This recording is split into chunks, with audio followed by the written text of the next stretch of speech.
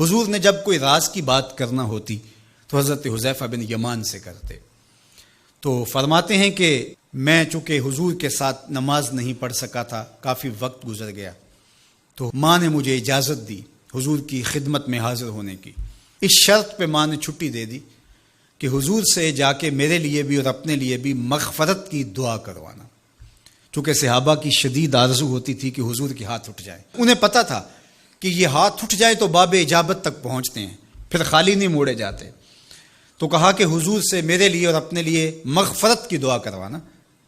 ماں نے اجازت دے دی تو یہ حضور کی خدمت میں آئے. کہتے ہیں میں نے مغرب کی نماز پڑھی اور سلام پھرا تو میرے دل میں تھا کہ حضور سے ملوں اور کہوں کہ حضور میرے لیے، میری ماں کے لیے مغفرت کی دعا کر دیجیے. لیکن حضور نوافل میں ایسے مشغول ہوئے کہ مجھے موقع نہ مل پایا، حتیٰ کہ عشاء کا وقت ہو گیا. عشاء کی اذان پکاری جانے لگی. حضور نے نماز عشاء پڑھائی، سلام پھرا تو میرے دل میں تھا کہ ماں نے جاتے ہی پوچھنا ہے کہ دعا کروائی تھی تو کیا جواب دوں گا. مغرب کی نماز کی چھٹی ملی، عشاء بھی ہو گئی اور میں عرض نہیں کر سکا. تو میں ابھی سوچ ہی رہا تھا کہ حضور حجرہ انور کی طرف بڑھ گئے. اب جنہوں نے مسجد نبوی کی حاضری کا شرف پایا ہے وہ جانتے ہیں کہ مصلی نبوی سے حجرہ رسول کا فاصلہ ہی کتنا ہے. اور جنہوں نے یہ شرف نہیں پایا، میری دعا ہے کہ وہ اڑ کے مدینے چلے جائیں. سچی بات ہے، جس نے وہ شہر نہیں دیکھا اس نے کچھ بھی نہیں دیکھا. جنہوں ویک کے اکھیاں ٹھر دیاں نے، جنہوں ویک کے ٹھر دا سینہ ہے، ربا تیری ساری خدائی وچوں بس اکو شہر مدینہ ہے. آج اس وقت پوری دنیا کے اوپر جو وبا پھیلی ہے اس کی وجہ سے جہاں اور بہت ساری چیزیں ہمارے لیے اذیت اور دکھ کا ذریعہ ہیں، وہاں ایک بہت بڑا دکھ ہے کہ مسجد نبوی کے دروازے بھی بند ہیں. تو یہ دن تھے کہ حرم کی رونقیں دیکھنے والی ہوتی، مواج انور کے سامنے درودوں کی بہار ہوتی. مدینے میں بیٹھ کے حضور کے روضے کے سامنے حضور علیہ الصلاۃ والسلام کے شہر کی پکی ہوئی کھجوروں سے افطاری کرنے کا اپنا ہی لطف ہوتا. آج مدینے کے لوگ بھی ترس رہے ہیں.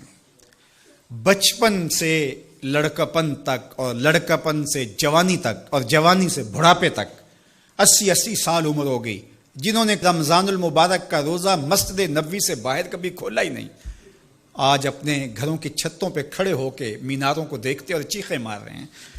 اللہ اس وبا کے دن مختصر کر دے اور اس امت کے لیے آسانیاں پیدا کر دے. تو حضور علیہ السلام اٹھے مصلی انور سے اور اپنے حجرہ انور کی طرف چل پڑے. تو حضرت حذیفہ بن یمان کہتے ہیں کہ میں بھی حضور کے پیچھے چل پڑا. غیر ارادی طور پہ کچھ رفتار تیز ہو گئی تو قدموں سے آہٹ پیدا ہوئی. تو حضور نے ارشاد فرمایا کہ من ھذا، کون ہے؟ پھر خود ہی کہا حذیفہ تو نہیں؟ قلت نعم، میں نے کہا جی جی حضور میں حذیفہ ہوں. تو آقا کریم علیہ السلام نے کوئی توقف کیے بغیر فرمایا ما حاجتوں کا غفر اللہ لک والے ام کا، اللہ تجھے بھی بخش دے، تیری ماں کو بھی بخش دے، کس کام آئے ہو؟ اب حذیفہ بن یمان کہتے ہیں جو کام تھا وہ تو جنبش لب سے پہلے ہو گیا. یہاں تو لفظوں کا سہارا نہیں لینا پڑتا، وہ بند لبوں کی بولیاں سمجھتے ہیں. تو کہتے ہیں کہ جو حاجت تھی وہ تو پوری ہو گئی.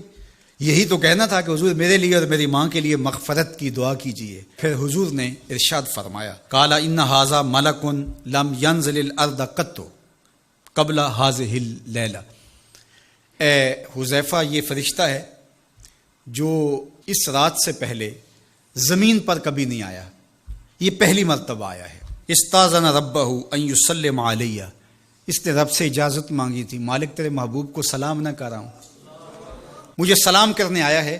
لیکن ساتھ ساتھ مالک نے کہا کہ جا رہے ہو میرے محبوب کے پاس سلامی پیش کرنے کے لیے تو ایک تحفہ بھی لیتے جاؤ، تو وہ بھی مجھے دینے آیا ہے. تو وہ تحفہ کیا ہے سنو، بے انا فاطمہ سیدۃ نساء اہل الجنہ، مجھے خوشخبری دینے آیا ہے کہ آپ کی بیٹی فاطمہ جنتی عورتوں کی سردار ہے. اور وَأَنَّ الْحَسَنَ وَالْحُسَيْنَ سَيِّدَا شَبَابِ أَهْلِ الْجَنَّةِ، اور حسن اور حسین فاطمہ کے بیٹے جنتی جوانوں کے سردار ہیں. یہ آج خوشخبری لے کر کے میرے پاس مجھے سلام کرنے آیا ہے. تو یہ ملکہ جنت ہیں، خاتون جنت ہیں، سیدہ نساء اہل جنت ہیں. کہتے ہیں کہ جب حضور علیہ الصلاۃ والسلام کو سیدہ فاطمہ الزہرا رضی اللہ تعالی عنہا کوئی بات کرتی تھی تو حضور ان کی بات کو نہیں ٹالتے تھے، ان کی بات مان لیتے تھے۔